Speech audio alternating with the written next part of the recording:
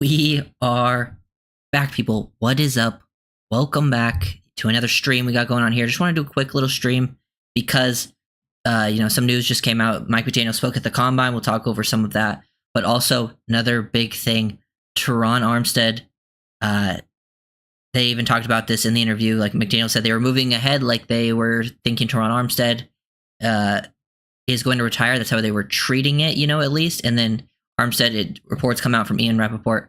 Terron Armstead plans to take his contract down to the minimum, from the $28.6 million he was set to make, which allows the Dolphins, to create that cap space. So it should, give the Dolphins about $14 million in cap space. It's basically about the same as they would get it for cutting him post June 1st.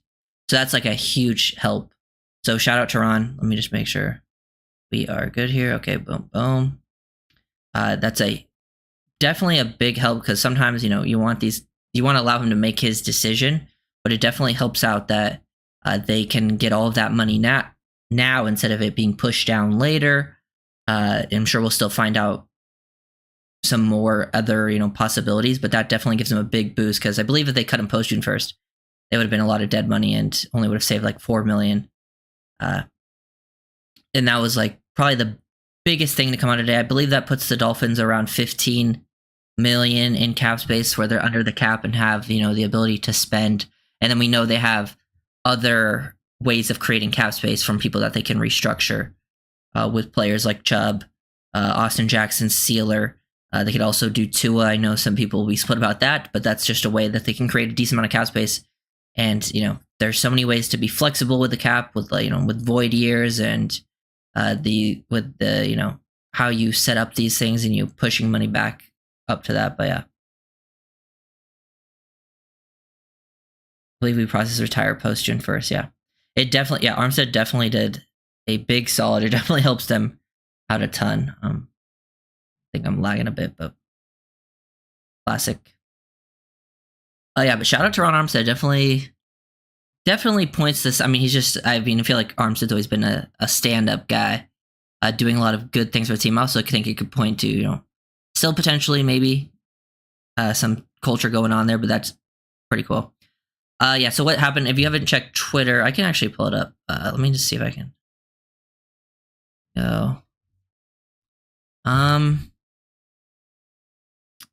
But here, yeah, this was the tweet. Let me get rid of that. Armstead plans to take his contract down to minimum, I'm told, from the $28.6 million he was set to make. That allows the team to make all the necessary moves that they want to, and allows him to, make his decision on his future. So, shout out Armstead. According to, this is also tweeted out. Let me back it out. Boom.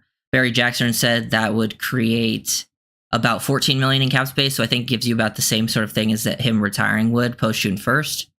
So that definitely, it definitely shows and if you look at McDaniel's comments, because McDaniel commented earlier, basically saying they were operating, because McDaniel had his Combine presser today, he was operating as if Terron Armstead wouldn't be back. So it seems like they're under the assumption that he is going to retire. He could possibly make a comeback, but if they do, they'll probably get him on a much cheaper contract. And we even heard from Patrick Paul, I think it was yesterday we heard from Patrick Paul, that Paul had been working out in the offseason. They said he might even have lost 10 pounds, which I think is interesting. I think depending on how, what kind of, there's different, things from losing 10 pounds, it could be positive, negative. But I think that because he's a huge human being, I think he's listed at 6'7", 330. So being 6'7", 320 still can be a nice thing. Maybe even gives him a little extra juice. But very, very helpful with the Dolphins being able to operate a little more cleanly, with the league kind of starting right around the corner. Literally, it's not that far away. The league is literally going to start March 9th, 10th, something like that. And there's still a lot of moves, I think, to come. We can also talk about some of McDaniel's comments outside of that. The Armstead thing kind of plays into it, but he did also talk about Tyreek. Tyreek had surgery. He didn't break his wrist, but he had ligament damage. So seemed like he won't, and he talked about it he won't be, practicing early on in camp, maybe sort of later in camp. You kind of have to read through some of the lines with these. Is he trying to, throw it out there we're not going to trade him, or is he trying to talk about potentially like, hey, he's good, guys, like he'll be fine, trade for him. So you're trying to like read between the lines. This one, I think we're about to talk about Javon Holland. He said had the right to test free agency. Every time the Dolphins have pretty much said that, I think they said about Wilkins last year. Pretty much every time they said that about a player, that player goes on to another team. I feel like we all expected Holland to leave. He had his worst year as a pro. He's about to get paid a lot of money. I'm sure he'll play better elsewhere, but he's about to get paid a lot of money. The Dolphins, I don't think, can afford to give him that level of contract, especially to a safety that was, not playing good within the system. So that's kind of where I think that kind of comment leads. But yeah. Paul said he lost a bunch of weight, trimming his body to more muscle, and he is preparing to be the starter. Love it. Yeah, that's I think, it sounds like it's a good weight loss thing, because sometimes offensive linemen, like, they'll be listed smaller, but they put on the weight better, like there's certain players that just hold their weight better. I think like this, like in the draft this year, like Alfred Collins is listed as a big guy, but I feel like his build is perfect for what you want. But yeah. Trade him? Trade who? You're talking about Tyreek? Talking about Tyreek, I still think that's a possibility, but I'm guessing they're probably going to wait for what happens with the wrist there. I don't know if teams are going to want to trade him right away with potential damage there. But yeah, the Combine, I'll probably do some streams over the Combine as well. I just want to talk about this real quick. Also, more of McDaniel. He said he talked about the offensive line. He was I feel like McDaniel usually isn't very transparent in the interviews. He usually keeps things pretty close to the chest. So maybe he's saying some of these things to, throw people off. I take all of this with a grain of salt, but it was interesting to see him open up because he did say, like, we are going to target offensive linemen. They have offensive linemen in mind, like a few targets in free agency and the draft. That's interesting. I've talked about it. We've talked about it at length. I think offensive line, specifically guard, should be a position they target heavily in free agency because I think when going into the draft, you don't want to force yourself into taking a certain position early on because you never know how the board's going to fall. And when you put yourself into that window where, like, I have to take this position, that's usually where teams come into trouble with the draft. But I think in free agency, you got to fill up some of these holes. You got to be able to you got to get bodies at the guard room. You got to get bodies at the safety room. You got to get bodies in the D-line room. Now, it doesn't need to be like super high-end people at all those spots, but you got to fill those positions. So you can go into the draft taking BPA. You can still take O-line, but you don't force yourself into that spot. Why did we release Kendall Fuller? I mean, I think it literally just comes down to, I think some of the money thing is interesting that they released him, but it just comes down to he's aging out. He's 30 plus. He played like only half the games, or he's turning 30 and he played only half the games and had multiple concussions, and they probably just wanted to move elsewhere. And when he did play, it wasn't like he didn't play bad, but he wasn't playing necessarily great either. So I guess they probably just want to get younger back on in the secondary.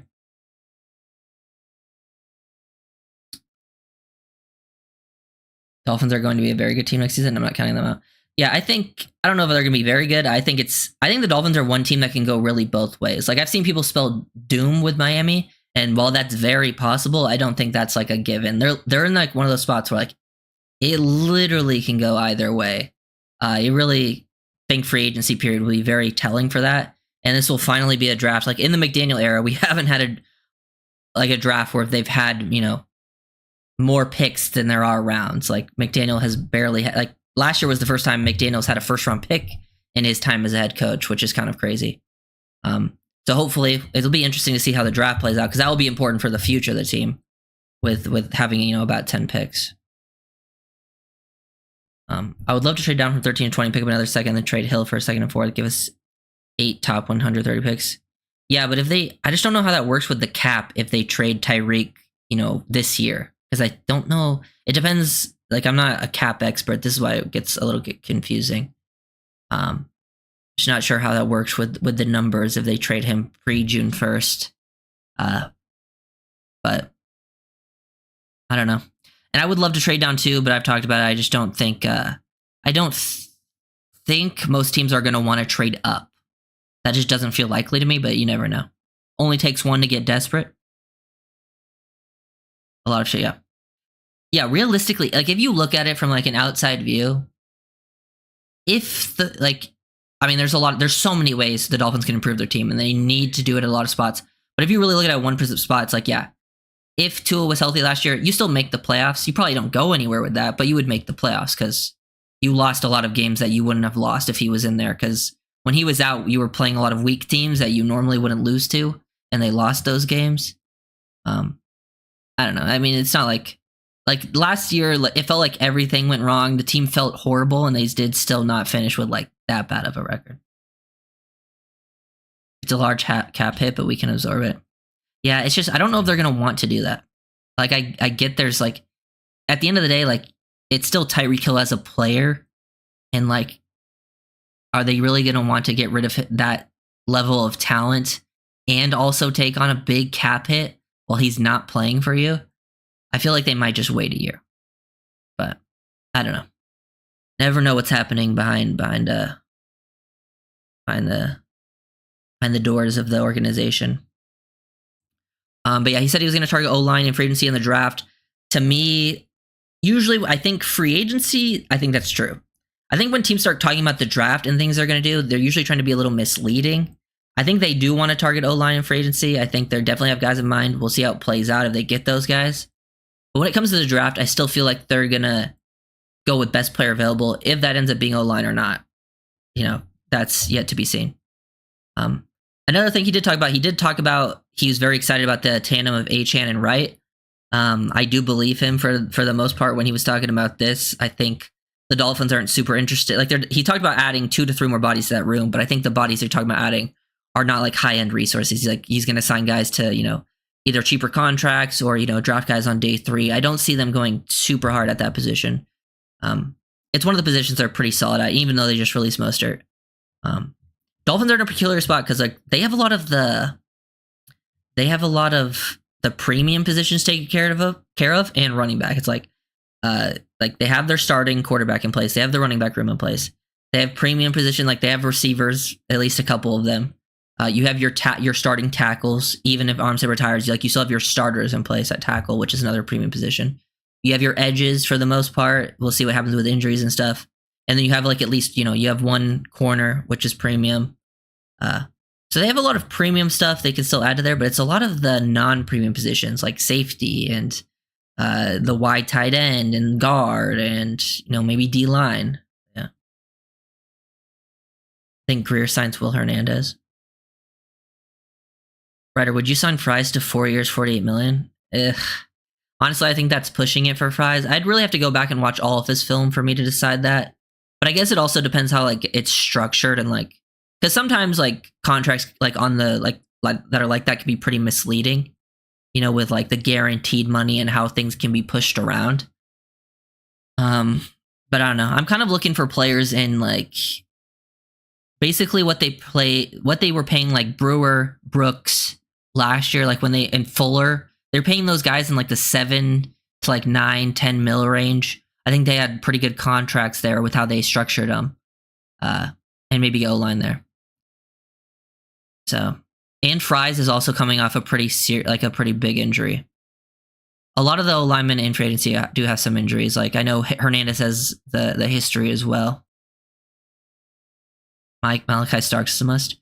I mean, he would definitely help. I don't know if he's a must. I don't personally, if I had to guess, I don't think he ends up being a Dolphin. I actually think he's going to fall down farther than people expect. But there's some good safeties in this class. I was about to make a video actually on Xavier Watts, another guy I really like for the Dolphins. But yeah, I think that's a little much, but sometimes you gotta, when it comes to free agency, you gotta overpay. Yeah. But yeah, they basically we're like, seems like Armstead most likely not coming back. Seems like with the Tyreek thing, medicals, they're kind of just throwing that out there. Maybe, so teams can see that, because I still think there's potential for him to get traded, but no guarantee. They're basically saying goodbye to Devon Holland. I don't see him coming back. Also with the O-line thing, it also feels like with the O-line thing, like he was being open about it, but also could just be like, hey, you guys keep asking about it. I'm just going to say we're going to add them, whether we're actually going to add offensive linemen or not. I mean, they're going to add offensive linemen, but whether they're going to spend like high resources on it or not. I'm just going to start telling people that we're at an offensive lineman because that's what he gets asked about all the time. Yeah, that's a good point. Connor Williams. Connor Williams, Aaron Brewer, those similar contracts where they gave it like $7.5 million, and those guys were good producers. That's the thing with the Dolphins scheme. Like, if you find the right fit, there's a lot of players around the league who just didn't fit where they were, like Williams, like Brewer, that you got them for solid contracts, and they came in and contributed right away, and were actually very solid to good players for Miami. They're very, guard around the league is not the most valued position. I think you can find guys that can fit, and not all of them are going to get paid like an insane amount. Yeah. James Daniels, I think, is a good shout. I don't have the free agent list pulled up, but like James Daniels, maybe Makari, maybe Hernandez too, because I think Hernandez is like 29. And I mean, the guards don't need to, like, as long as they're not like, the guards being like 28, 29 years old, and you get them to like 2-year deals, that's totally fine. Because you can still build through the draft and, always add people like that. No, I wouldn't. No, I don't want Becton personally. I think Becton is like a very good sign of a player that like kind of really like, one, he was considered a bust. Like, he's a first round bust. So teams are going to take a chance. Those are always the players I think you originally take a chance on. Like, the guys that didn't work out that were high picks, I love adding them if they're cheap. Like, they could have added Becton last year and that would have been a solid move because he's cheap. But then usually those guys, if they do end up breaking out and it was like a 1-year contract, they always end up getting way overpaid because it's like, oh, they turned it around. Then they go to a different team and it just doesn't work out again. I think he's very scheme specific, and the Eagles run a very different scheme to Miami. And also, I think Philadelphia just has the best offensive line coach in the league. So I just feel like that's a really big overpay, and I don't like his fit for Miami. So that's why I would not be on the Becton train. Yeah. I think people that want O-line, like, I just did a mock draft yesterday. I did take O-line in the first 2 rounds because I just wanted to mix it up. I'm trying different like strategies, just seeing like how they play out with different ways. I think, and I've seen a lot of people mention this now, I think people that want O-line in the first round are probably, it's not a guarantee, but most likely going to be disappointed. Because I don't think the Dolphins are going to take O-line at 13. I just don't think it's the strongest at the top. I don't think they're going to take a pure guard. And if they do take an O-lineman, I think it'd be one of the tackles, like Armand Membo, that could play guard for them potentially. But I think they're going to want someone, like, I feel like they're going to more lean defensive side of the ball. They also probably wouldn't, I feel like they're also a team that likes to take premium positions early in the draft, so they probably won't take Tyler Warren, even though I would take Tyler Warren at 13 in most situations. Yeah. Unfortunately, we can't chance Greer waiting to look at 36 to just guard him. If we missed, then what? Yeah, well, that's why I think it's fine if they wait till then if they do take care of it in free agency. So that's why I'm hoping they take care of it in free agency, and then you get to the draft, you can still take guard early, but if the draft doesn't fall that way, you've now put yourself in a position where, like, okay, we don't need to force taking a guard.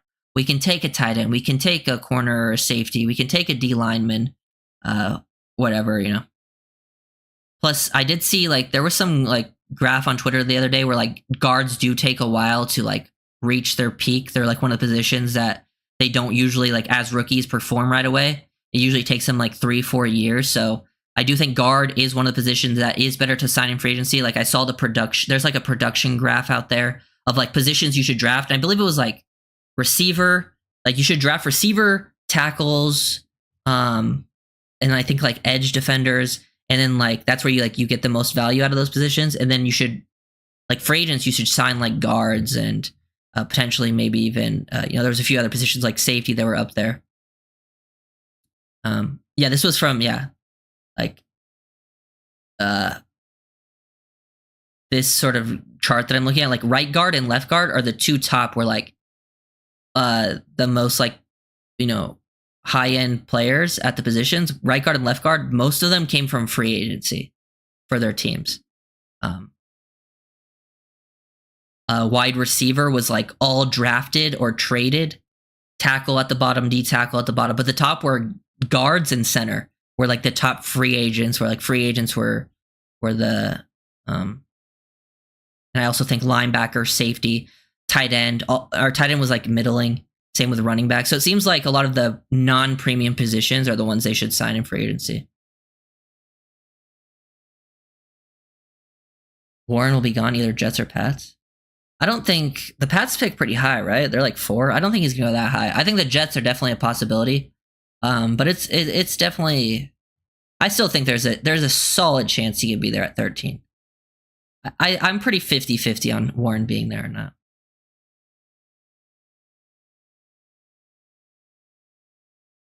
For me, it's Membo or no O-line in the first. Yeah, I'm definitely pretty much on the same page. I would also be down for Campbell.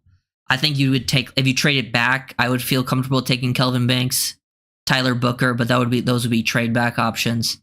But Membo is definitely my favorite for Miami at 13. And he might just be gone as well. I think he's another guy that's pretty 50-50 whether he's there or not.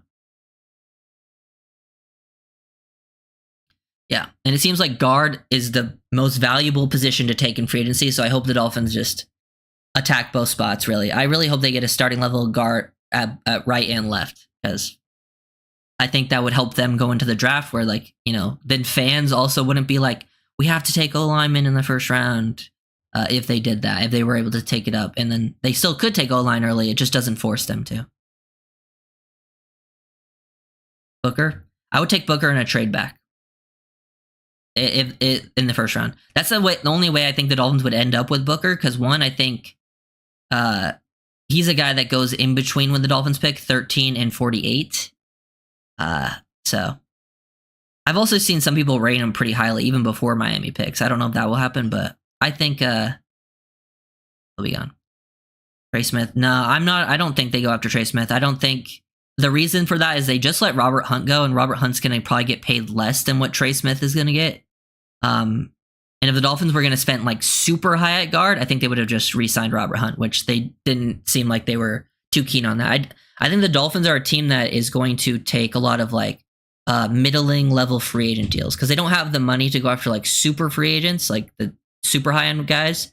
But I think they're going to go for a lot of the middle of the pack ones that can contribute in their scheme, because a lot of the non-premium positions can get helped out a lot in Miami's system. And guard's one of them. So as long as they can just upgrade, I think they're just looking to upgrade at guard, but they don't want to spend, $25 million a year or whatever it's going to be for Trey Smith. Why not Banks? I'm just a little lower on Banks. I still think he'll go first round. I just think he's a little more raw of a prospect. I think he's definitely got nice athleticism. I think for me, balance is very important to me. I think balance is the most one of the most important. It's the most important athletic trait I have for most positions, especially O-line. I think Banks struggles with like playing over the top and his balance. I think he ends up on the ground too often. So I just have him graded a little bit lower. I think his athleticism is nice. I think he can play with some good toughness and play strength. But I do have some questions when it comes to that. What's the drop off between Warren and Gunnar Helm? I think there's a pretty big those are the two names I think to know for Miami, because I think they're the two that are probably two of the better fits for the system that also have a well-rounded skill set. Because there's a lot of guys that fit the system, but they're not super well-rounded, to bring both as a receiver and a run blocker. But I think Warren for me is 2 tiers above Helm, and I really like Helm too. I just think Warren clears him in every area just by a decent amount. That's why I'm so comfortable taking Warren at 13. I know other people will say don't take Warren because the tight end class is stacked. But I think that goes true for certain other positions too. You don't I've seen a lot of people say they want D lineman at 13, but the D lineman class is super stacked as well. But I would take Warren I'd take Helm on day 2, probably more a round 3 guy. But I do like Warren a decent amount more, but they both are the ones that can fit the system as a Y tight end.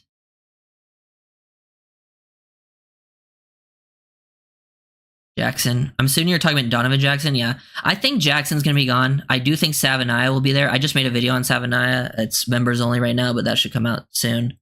I actually wouldn't be surprised if Savania falls to the 3rd, but he'll probably be gone by the time the Dolphins pick in the 3rd.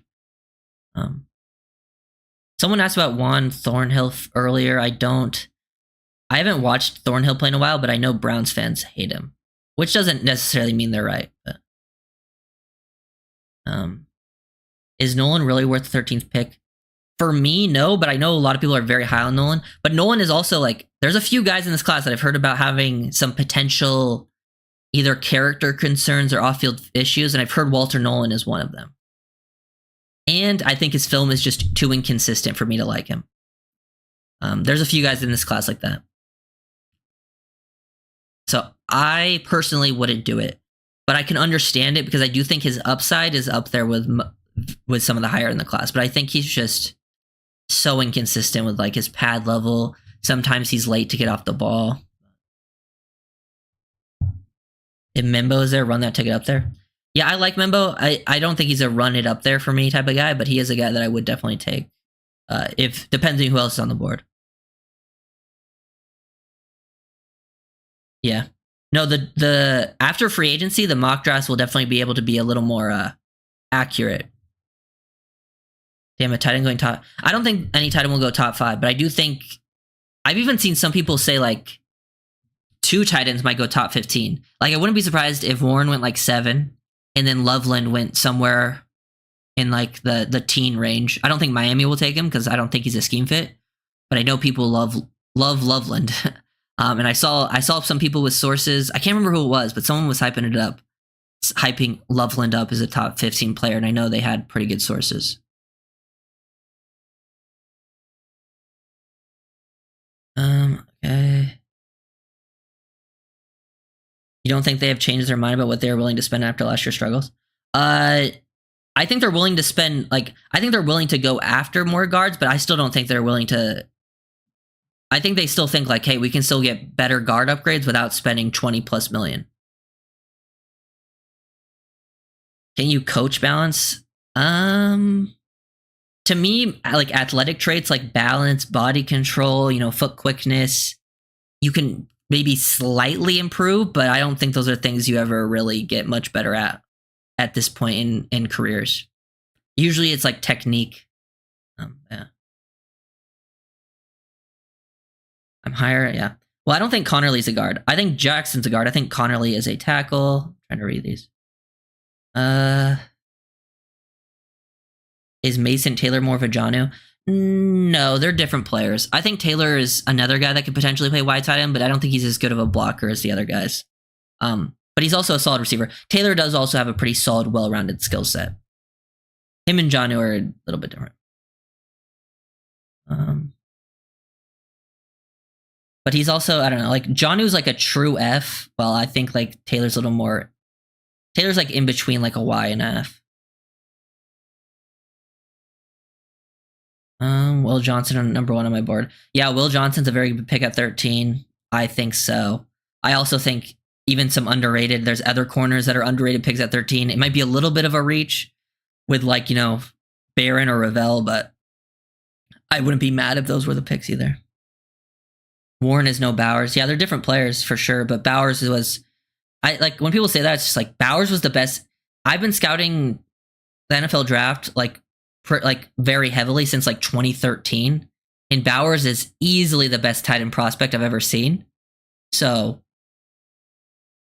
I'm not really comparing him to anyone, anyways.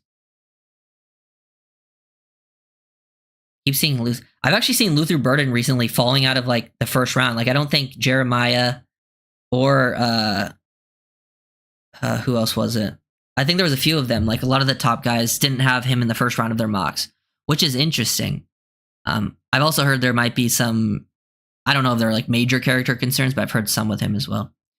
And the Debo thing, I can see what they're saying. Like he is a after the catch guy and has really good like core strength and contact balance, but they have different like builds. I think Burden's a little bit better down the field as like, I think he's got better tracking ability, but I think Debo's like a little more of a running back type build. You can kind of use them in similar ways, but I don't think the comparison's 1-to-1.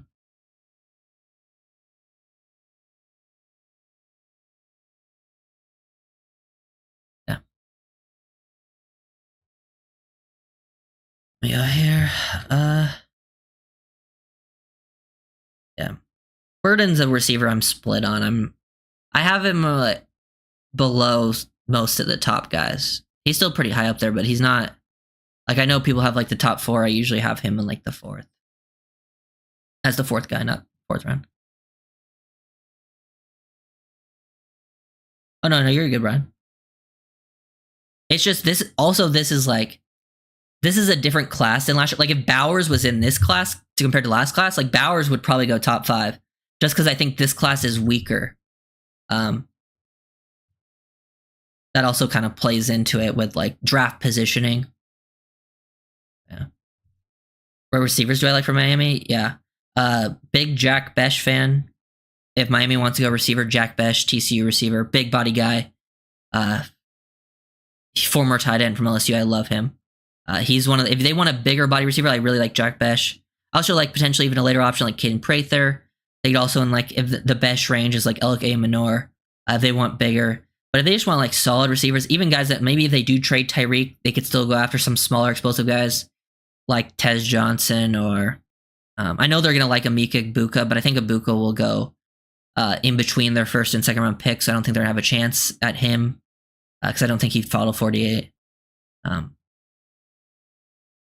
yeah, I really like Jack Besh is probably my favorite option for Miami. Because he's a bigger body. He adds that physicality to the team. I think he kind of gives you like the vibes of like the Rams receivers like Cooper Kupp, Puka Nacua, like with their usages, and they're kind of similar sizes. He has some of that play to him, and he catches everything too.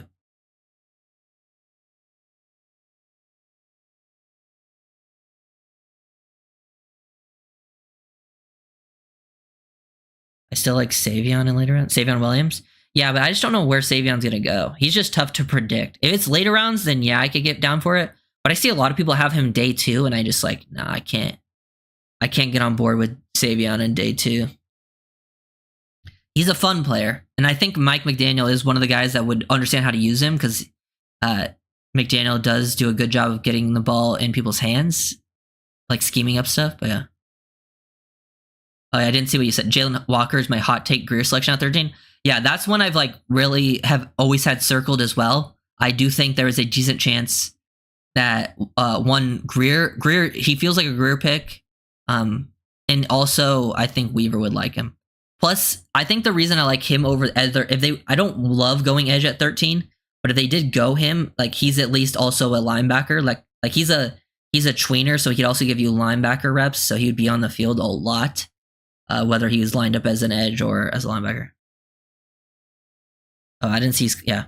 Well, to be fair, I do follow. There's like some fans that I followed, and they've been talking about Savion. Like they're also draft people, and I watch their videos, and they've been talking about Savion Williams in the 2nd round for like months now. And maybe that's just what I'm thinking, but I've seen other people have him pretty high. To me, it just depends later. Do you like Jalen Noel? Or the Maryland receiver? There's 2 Maryland receivers. Are you talking about Ty Felton or Caden Prather? Because I really like Prather. I'm imagining you're probably talking about Felton because that's usually who people are talking about. But I do like Noel. I like Noel. He's a nice quick twitch route runner. He can play as your Z, your slot. I made a video on him too. That should be. Is that one out or is it only members right now? I can't remember if I've made that one public yet.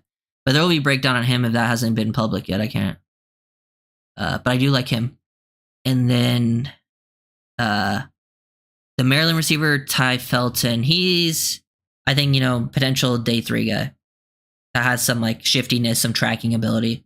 He can be like a, potential like 4th or 5th receiver on offense. How much space did we save? Yeah, Landon, it's reported we saved about 14 million-ish in cap space.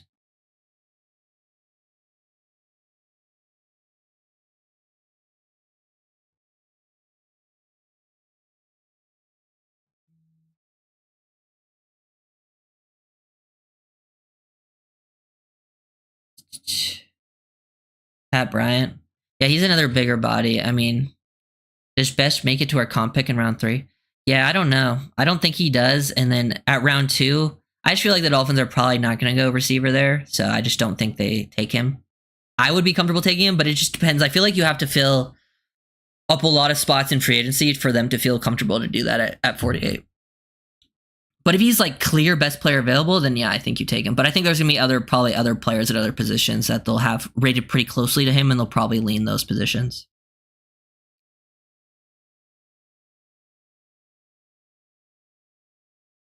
Yeah. Well, good thing they are gone from Durham Smythe. I don't think they're going to just cut Julian Hill because he's basically, he's on the UDFA for money, so he's very cheap. And they haven't added anybody else. So unless they add multiple bodies, I imagine he's going to be like, he's not going to play as much snaps. I will put some money on that he won't play as many snaps as he did last year, but I don't think they're going to move on from him. I feel like they're still trying that. But as long as he's not playing as many snaps, I think it's fine. He should just not be your main blocker, which he was last year at the position. I just think tight end's such a big need.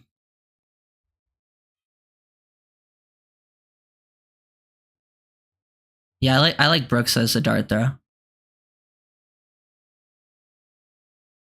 you talking about the kicker, Jason Sanders? Yeah, I saw his contract's interesting, right? They can move on from him too. I don't know what they're gonna do with that. I haven't heard. Usually I don't have too many opinions on the special team stuff because I don't know.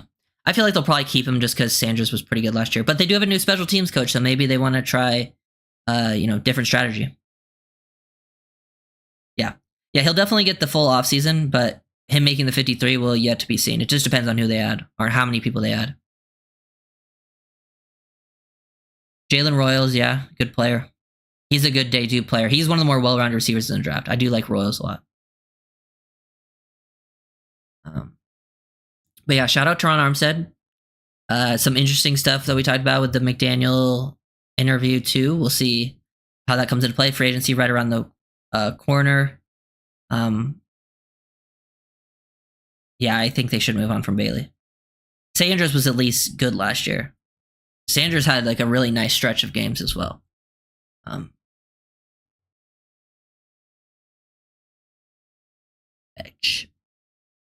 Betch is not fast enough.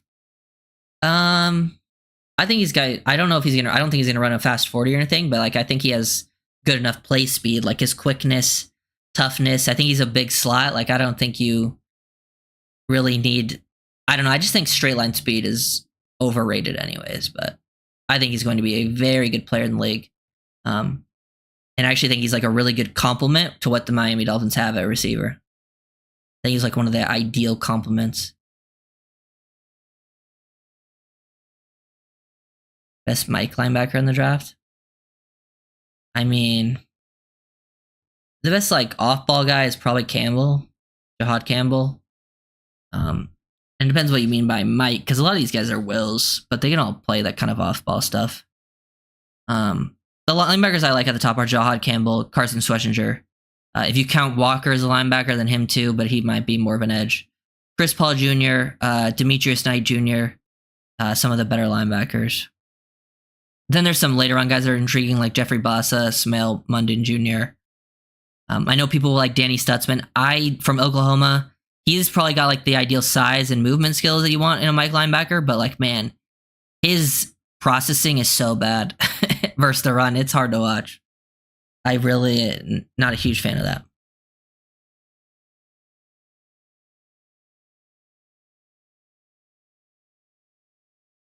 I get you. I'm tired of excuses. I want 6 badass receivers. Well, if you want 6 badass receivers, Jack Besh is your guy.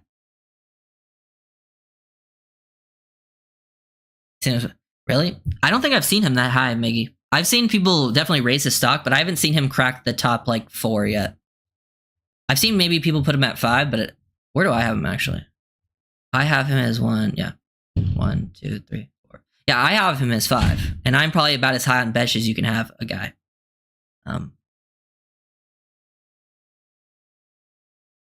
But I'm a big Besh fan.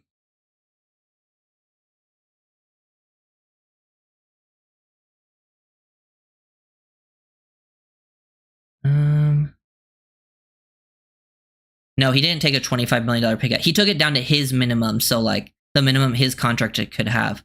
It saves us like 13 to 14 something million. It basically was like the same thing almost as him like getting cut post June 1st. Yeah, what Michael said.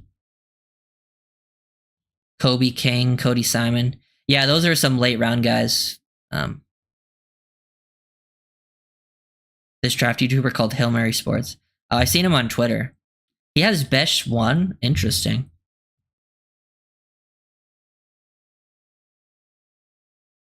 Oh, actually, I think I saw him talking about Besh on Twitter not that long ago. Oh, Oladeju. I actually like. He's another intriguing sort of tweener guy that will do some interesting stuff at edge because I still think he's a little raw as a player, but like he's athletic and versatile. Can drop into coverage. I think he just needs to work on like some consistency. But like he went to the Senior Bowl, played pretty well. He's definitely an intriguing guy in this draft class with some of the things that you can do with him. And I think like think of what like Quentin Bell was for Miami last year. I feel like he would play in that sort of Quentin Bell role where like you were playing at edge, but like Quentin Bell dropped into coverage a decent amount at edge. Like he was one of the only edges that really dropped into coverage a lot. Or can I get a full list of all the wide receivers in this draft? I mean, if you just look up on Google like 2025 NFL draft wide receiver rankings, it will just put up. You can literally click on anyone's. You can go to PFF's or just like anyone else's list, and it will have most of the receivers there that you can just go down the order. Yeah.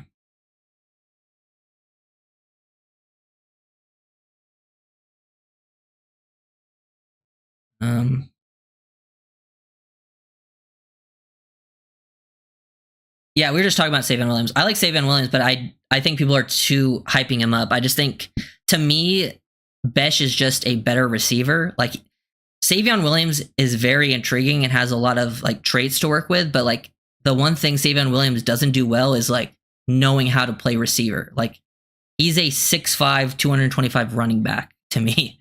Like they use him in a lot of fun, interesting ways. It's just I think Besh is a guy that would go to the league and contribute right away as a receiver. Savion, like you would be having to scheme him up touches.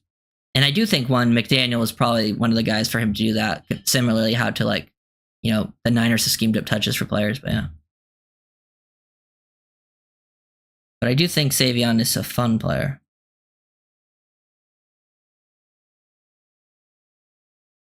Do you think people are being too pessimistic on the Dolphins? Like fans and stuff? I mean, probably a little bit.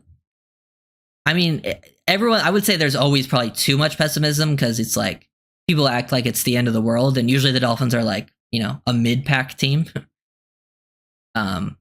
Which I guess is the end of the world for some teams, but I think it depends how free agency in the draft plays out. Because I think it could really lean either way. Like the Dolphins are one of the teams right now where this offseason really will make or break it for this regime.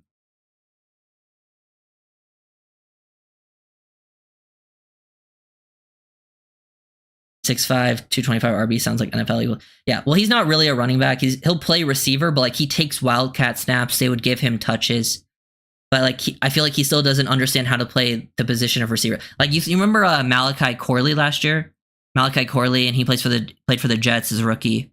And they basically didn't really play him at receiver because he was a receiver in college that basically all of his skill set was as of a running back. Like he had great contact balance, was good with the ball in his hands, but the Jets didn't know how to get him the ball, so he just never played. That's basically how I would see Savion working out, at least early on in his career. Yeah. So it just depends. He's one of those players that really, like a lot of players depend on like where you end up. Like it's so important for most players of like situation. But he's one of the players that it really matters because there's guys like that, like Debo's like the extreme example, but like Debo ended up in the perfect place for him. Like he still would have been a solid player elsewhere, but like he ended up being like seen as a very good player for a while because he ended up in San Francisco.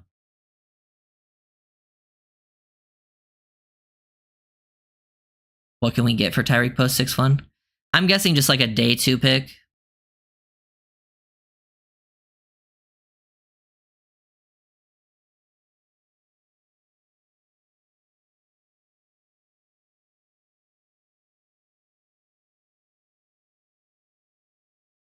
if their draft is similar as last year, do you think it'd be good enough to keep their jobs? I think it definitely gives them a chance. I think last year's draft was actually pretty solid, and they had like 6 picks, right? This year they'll have 10. So I think they can definitely. I think if free agency is pretty similar, like it definitely gives them a chance. I think it would just depend on probably if Tua stayed healthy. Because I think if you have a similar offseason to last year, because your offseason last year actually wasn't too bad. Like you added a lot of good free agents. Your draft wasn't too bad, even though you had limited picks. I think they just kind of got unlucky with Tua missed the most games he had yet in his career. And also, I think the problem wasn't necessarily the talent they added. It's just the structure of the roster. They kind of ignored certain positions. So I think it really depends on like what positions are added throughout free agency in the draft. He's a wide receiver, not a running back. Yeah. I mean, yeah, Savion's a receiver. He'll play receiver, but he basically plays receiver like he's a running back. Was PFF too harsh on Patrick Paul last year? Probably. I mean, I wouldn't put too much stock into what PFF says. I saw PFF. Where was this? I actually tweeted this. I think I quote tweeted it yesterday. Let me find it. Because PFF is insane. They did. I saw this chart. This chart. Okay, so I have this chart pulled up. This chart basically has like the weighted PFF run block grade. So this is a run block grade that they've had on all the tight ends. Their highest graded run blocking one was George Kittle, which makes sense, right? But right behind George Kittle was Evan Ingram. So they have Evan Ingram literally right there graded with George Kittle, OJ Howard, and Darnell Washington, which makes no sense because Evan Ingram was a horrible blocker. I think the one thing PFF really struggles with their grading system is like it lacks context to like situational stuff. Because the player they have at the last of this draft class, and it looks like he's at the end of the whole chart of anyone, is Gunnar Helm, which makes no sense to me because Gunnar Helm he's not an elite blocker or anything, but he's one of the better blocking tight ends of this class. Like he's in the higher end of blocking tight ends, but he's behind guys who didn't ever really block. And I feel like they only got rated higher because maybe they would block DBs every once in a while, while Gunnar Helm is asked to play in line and block edge defenders and hook people and kick people out. Maybe that's why he was rated so low. I don't know. They had Dalton Schultz rated higher than Jackson Haas as a blocker. Like Harold Fannin Jr. was like the highest graded run blocker out of the tight ends in this class after Haas. I don't know. I don't know. Some of their grading system makes their linebacker coverage grades are horrible. Like such a horrible system.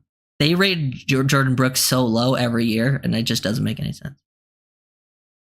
Because I remember seeing his grade, and then I went and watched his film because Miami had signed him, and I'd be like, his coverage was some of the most impressive thing I saw from him. And I was like, his coverage wasn't bad at all. I don't understand how any of it works. But yeah. Shout out Terron, man. Shout out Terron Armstead. I'm guessing this will probably be the last we see of him. I think it's probably time to move, kind of go younger anyways. You have your tackles. You're young at tackle. Like the thing with Austin Jackson's still 25 years old. Because when they drafted Austin Jackson, he was 20. So still very young, still have, him for years. You kind of have your starters. You have to hope Patrick Paul takes another step. But when he was in there, it wasn't like a disaster. Like there's still things he definitely needs to improve upon. But it wasn't it definitely wasn't your tackles your tackles last year and your center were definitely not the main problem, at least when they were relatively healthy. I mean, when you have Jackson Carman in there, tackle was a problem. Jackson Carman was really bad, but yeah. I think, next gen PFF, they're good. PFF's good for their analytical and statistical stuff. Their player grades is mostly just nonsense. Yeah, bro, they put out, that's the one insane thing to me is they grade all the players that play in the game and put out their grades within the same day. I'm like, okay, guys, there was no way to actually possibly grade all the players that fast and actually to really truly give a true grade.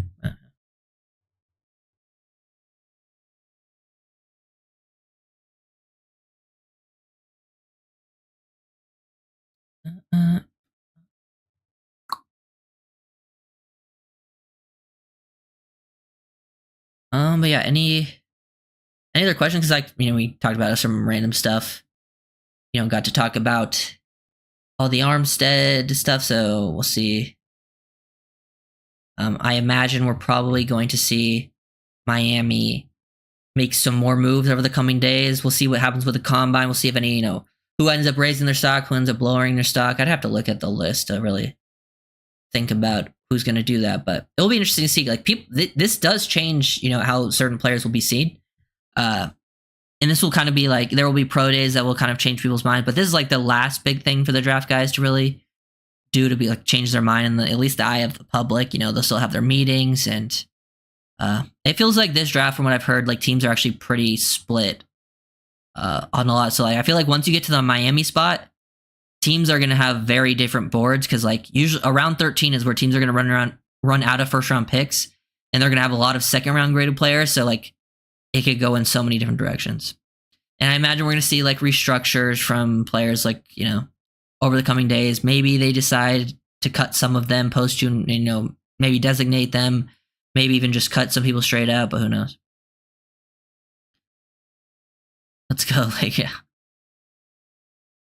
Yeah, I talked about it a little bit early, Miggy. I think it could be just one of those things to be like, he just said it to be like, hey, stop asking me about that. I know you guys want to see it O-line, so like, whether we're getting O-lineman or not, I'm just going to tell you that. But I do think they're going to put more of an emphasis on offensive linemen, especially in free agency. I don't know if it will actually end up playing out that way, but I do think it's something they're going to put more of an emphasis on, but it is not something that is ever going to be like, I don't think guard is ever going to be their main concern. I still, like, most teams in the league do not value guard super heavily compared to other positions. And the Dolphins have actually put, like, I feel like people think they've ignored those spots, but they haven't really ignored tackle and center. Since McDaniel's been here, they've signed 2 solid centers in free agency. They went out and got Terron Armstead. They drafted Patrick Paul in the 2nd round. So, like, they've tried to attack the other positions. Yeah. What guard do you like in free agency? Yeah, I've taught, I don't have the list pulled up, but I can just mention, like, the James Daniels, the Patrick McCarry, potentially, guys like that, Will Hernandez.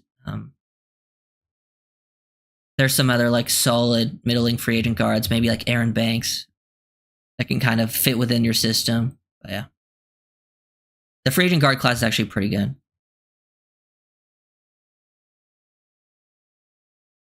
Well, yeah, that could be our line, and like, I think in Miami, like, that can get the job done for what the Dolphins want to do. As long as the O-line can run block, like, in an outside zone system, and like stay relatively healthy, the Dolphins O-line will be fine. Because I think the Dolphins can get away with maybe not having the best pass protectors, but because of how, if they run the ball, it really slow down seam pass rush. Tua gets rid of the ball very quickly. They're great at play action. That's not my major concern. Usually they don't struggle actually with their O-line getting beat alive in pass pro. Maybe happens in like a game or two, but usually it's them not being able to run the ball that really kills them. So that's why adding O-lineman that can run block, adding a wide tight end that can block,